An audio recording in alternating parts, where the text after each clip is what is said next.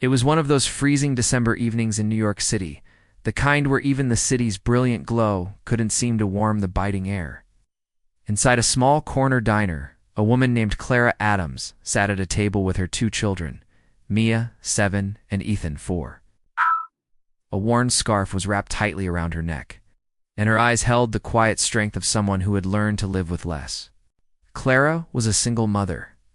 She had just finished her third shift of the day cleaning offices downtown. After paying for the essentials, she had just enough left for one single plate of spaghetti. The plate sat in the middle of the table, steaming gently. She carefully divided it into 3 small portions, but then she pushed most of the food toward her kids. "Mom, aren't you hungry?" Mia asked, her innocent eyes noticing her mother's untouched fork. Clara managed to smile, the kind that beautifully hides pain behind an ocean of love. "I'm full, sweetheart. You to eat up. Moms don't get hungry, remember?" It was a little joke between them, one born from necessity. Across the diner, near the window, sat Nathan Cola, billionaire businessman, known for his vast real estate empire. His impeccably tailored suits and his cold, detached demeanor, people in boardrooms whispered about him, powerful, ruthless, untouchable. He had only stopped at the diner for a quick coffee and to check emails after a late meeting, but something about that small family sharing a single meal caught his attention. For a man who owned everything he could ever want, the sight of 3 people quietly sharing one plate of pasta struck a chord he did and know he had. He couldn't look away. He watched as Clara gently wiped sauce from her son's cheek, her face painted with exhaustion but still radiating love. He saw little Mia offer her mother the last meatball on her fork, and he saw Clara shake her head, pretending she wasn't the slightest bit hungry. And for the first time in years, something stirred within Nathana, feeling he thought he'd lost long ago: compassion. After a moment of quiet observation, he discreetly waved the waitress over. "Can I ask a favor?" he asked in a low voice. "Bring that family 3 of your best dinners, and dessert for the kids. But please, don't tell them who it's from." The waitress, recognizing him, blinked in surprise. "Of course, Mr. Cole, you got it." When the new plates arrived at Clara's table, roast chicken, mashed potatoes, warm soup, and 2 slices of chocolate, Paishe froze, completely bewildered. "There must be a mistake," she said softly to the waitress. We didn't order these." The waitress just smiled warmly. "It's a gift. Someone saw you and wanted you to have a proper dinner tonight." Clara's eyes immediately glistened with unshed tears. "A gift?" Beside her, Ethan clapped his little hands in delight. "Can we eat it, Mommy? Can we?" Clara nodded, her voice thick with emotion. "Yes, sweetheart. Yes, we can."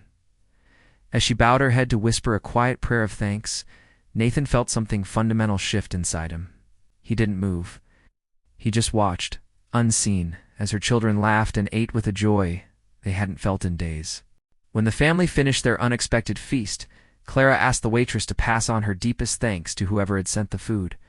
But Nathan was already gone. He had left a folded note under his coffee cup. All it said was, "Never stop being the mother you are. The world needs more people like you."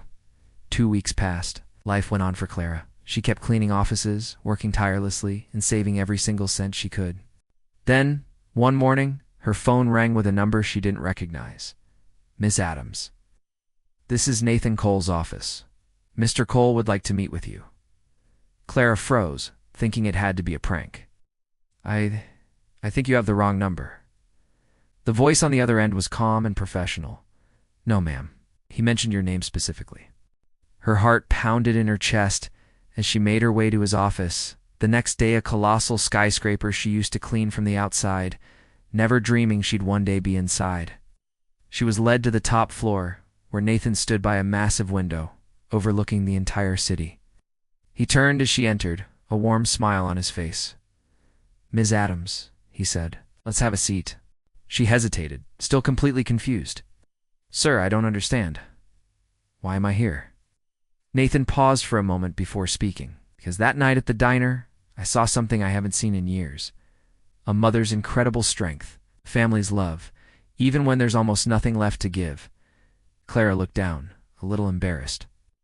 "We don't have much, Mr. Cole, but I try my best to make the little we have enough for my kids." "I know," he said gently. and that's why I want to offer you something." He handed her a folder.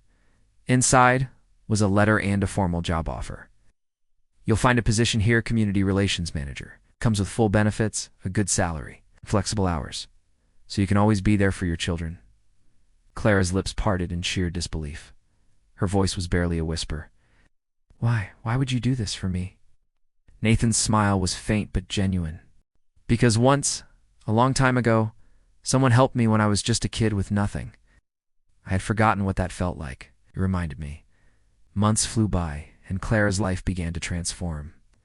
She moved into a small, clean apartment, much closer to the office. Her children went to school with full stomachs and new coats. For the first time in years, she felt she could not just survive, but actually dream again. Nathan often visited the community outreach programs. She was now helping to build food drives, shelters for the homeless, and new initiatives to help single parents just like her. During one of those visits, little Ethan ran up to Nathan and gave his leg a big hug. "Mr. Cole, Mom says you're the reason we can eat spaghetti every night now."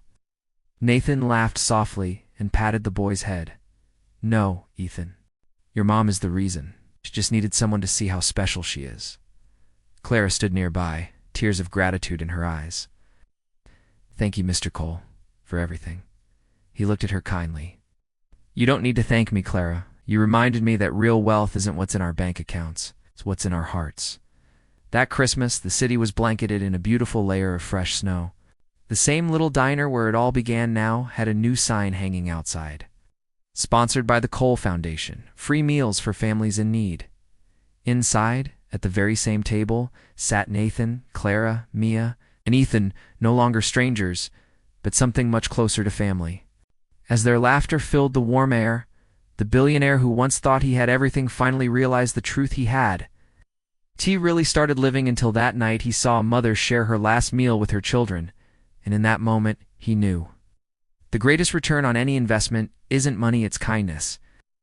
This story reminds us that sometimes one quiet act of love can touch a soul powerful enough to change countless lives. What you give in kindness, the world always finds a way to return, often multiplied in ways you could never imagine. Thank you so much for watching. If this story touched your heart, please like, share, and subscribe for more content that inspires. We'll see you in the next video.